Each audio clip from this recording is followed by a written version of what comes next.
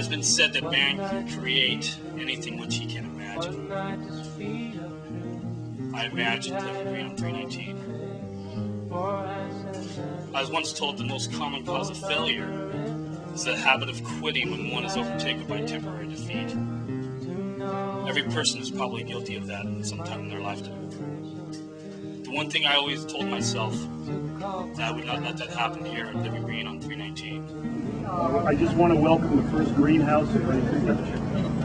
Thank you, Joe. All right, here I go. I'm going to try to cut the ribbon. Just pretend. There you go. All right. There you go,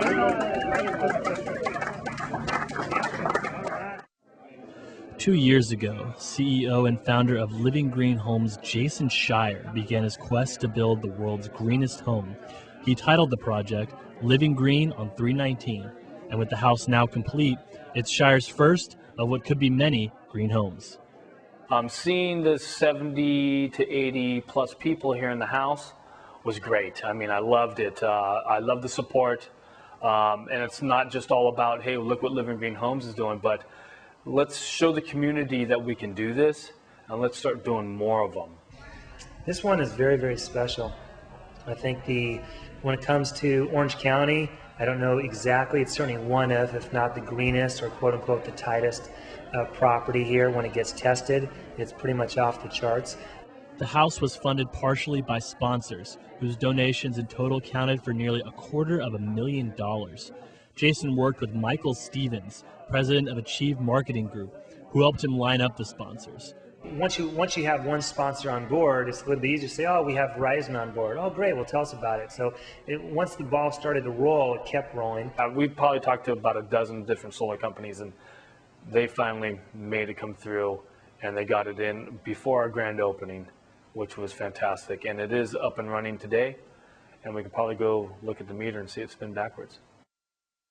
Our goal as a company is to get 10% of California residents with solar. And that means 1 out of every 10 houses should have a solar system on it. And if we can achieve those goals, we will have created 180,000 jobs for California. These are jobs that can't be exported, they can't be sent offshore or to another state.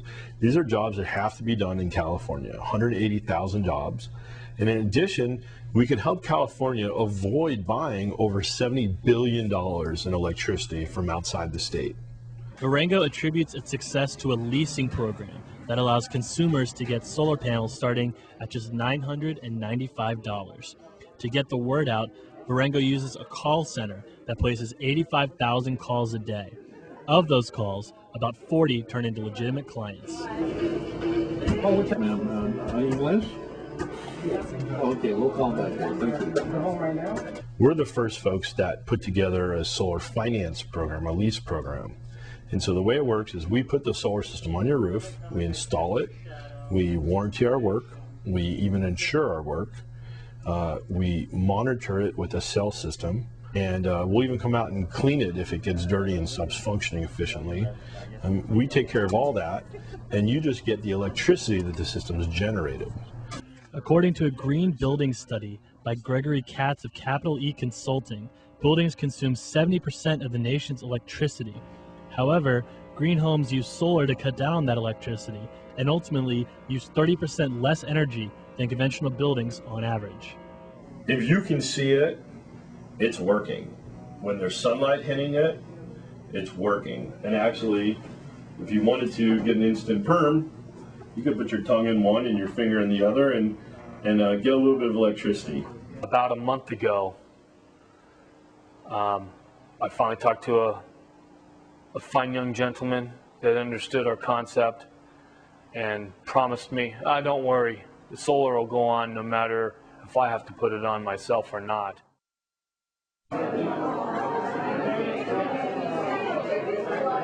Well, they say green homes aren't more expensive, but it depends on what level you are going for. The study by Katz also noted that a green home will cost the builder on average 2% more of the total cost than a regular home. But for home as green as Jason's, that number can rise above 6.5%. This is it for me. This is the highest I've seen. So I've seen multifamily projects with 100 points, and for multifamily builders, that's a great endeavor.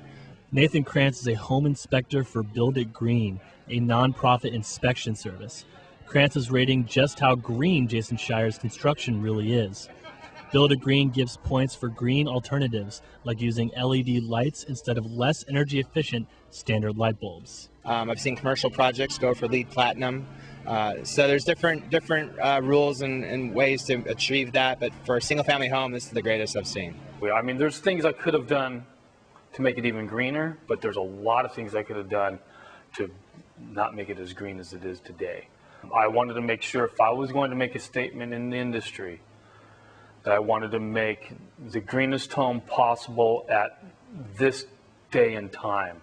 So when I heard that my Greenpoint Raider actually said, hey, you've got one of the greenest homes, available, it's great to hear that. But the next home I build, I want to make sure it's better than this one. There is not an established market for a green home like this, or really any green home that's to this level, and it's just no one's really taken it this far yet, and it's going to be a challenge to market it and actually sell this home for what it's worth. So being 3 blocks from the beach or the ocean in downtown Huntington Beach, property values when we purchased this vacant lot at that time were going for about $1 million. This is probably, well, I would say anywhere from $1.4 to $1.8 million just to start for the investment. And then at that point in time, we were looking at about $2.5 million to sell. But now, because the economy hit, we're hopefully this drive right around $2 million for the price of this house.